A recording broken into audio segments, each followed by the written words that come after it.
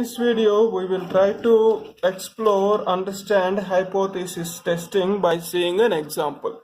Okay, so average cricket batsman response time is, let's imagine, 1.2 seconds. Okay, so we given low weight bat to the batsman, then we calculated average batsman response time, then we got 1.05 seconds with standard deviation 0.5. So we performed testing on 100 batsmen. Okay, so without low weight bat, our average batsman response time is 1.2 seconds. With low weight bat, average response time is 1.05 seconds. We performed on 100 people, 100 batsmen.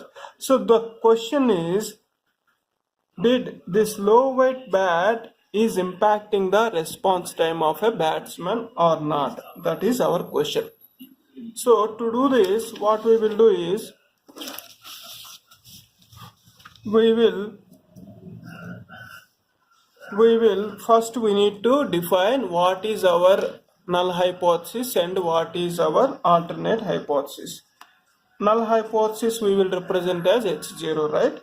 H0 we will say our current state is 1.2, right? So there is no change in response time even though we given low weight bat. That is our expectation, that is the state of null hypothesis. Then our alternate hypothesis will be our population sample average response time not equals to 1.2 seconds, because this HA is quite opposite to H0. H0 and HA are quite opposite to opposite. So when you say null hypothesis sample average is sample mean is 1.2 seconds, then our alternate hypothesis will say it's not equals to 1.2 seconds, right? Then to prove, now we will try to find out whether we can reject or fail to reject H0.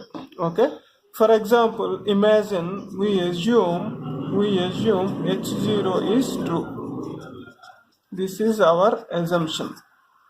We now assume H0 is true, then we will try to see whether we can try to reject or fail to reject H0. Okay, in statistics we have two different kinds of testing formulas, scores, testing things. One is G test, second one is T test. G test, when we will perform, when our size of population or sample is greater than 30, then we will do G test. When our size is less than 30, then we will do T test. So our formula is, G test formula is mean minus population mean by distribution, population distribution, standard population standard deviation, sample standard deviation, population standard deviation.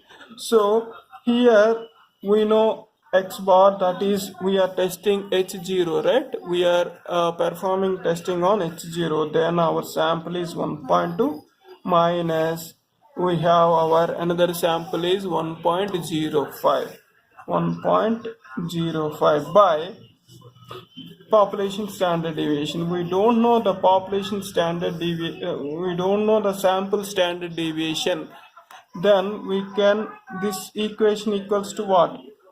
We will find out S by root n is the sample standard deviation equation.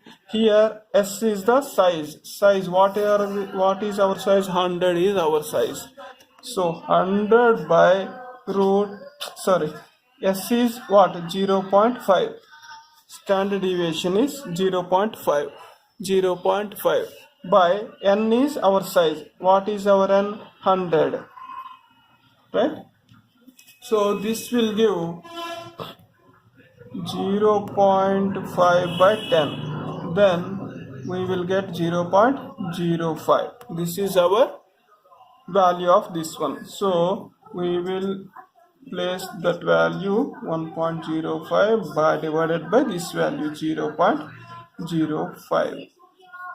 So this will give the value of G score basically, that is 0.15 by 0.05 equals to 3. This 3 value is standard deviation from mean. This value we got value is standard deviation from mean. That means as our sample size is greater than 100, that means our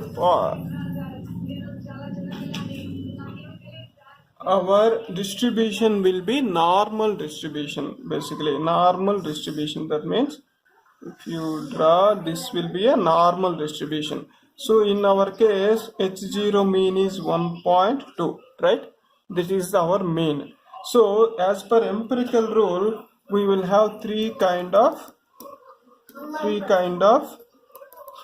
standard deviations: 1, 2, right, and 3. So as per empirical rule,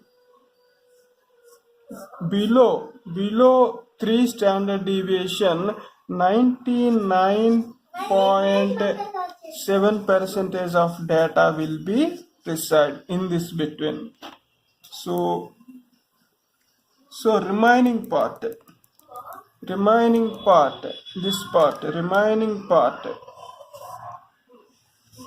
is outliers kind of thing, outliers, right? So if below 3 standard deviation 99.7 means remaining part is how much? 0. This combination of these both will be 0.003, right? This is the value, 3%, right? This 99.7% is this one, means we will have 0.3% this one, these outliers combination of, so that value will be 0.003.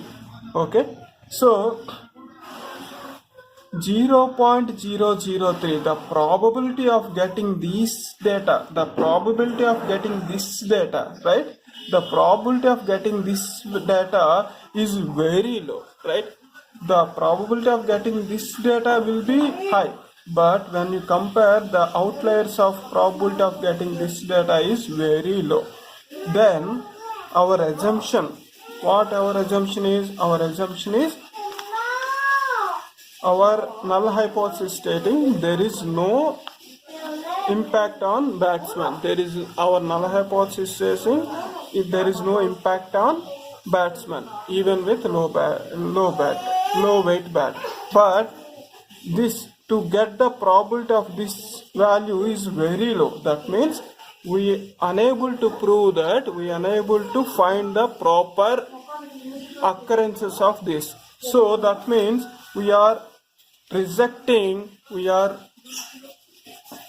I am rejecting our null hypothesis. That means we are saying rejecting null hypothesis means we are accepting HA, alternate hypothesis. That means there is an impact on batsman with low weight bat, right? There is an impact on batsman with a low weight bat.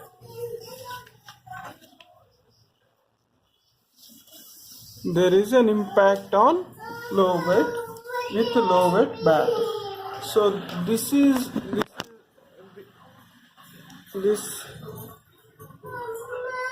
this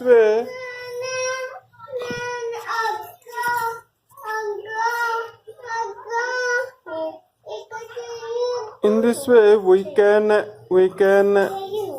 apply our hypothesis test.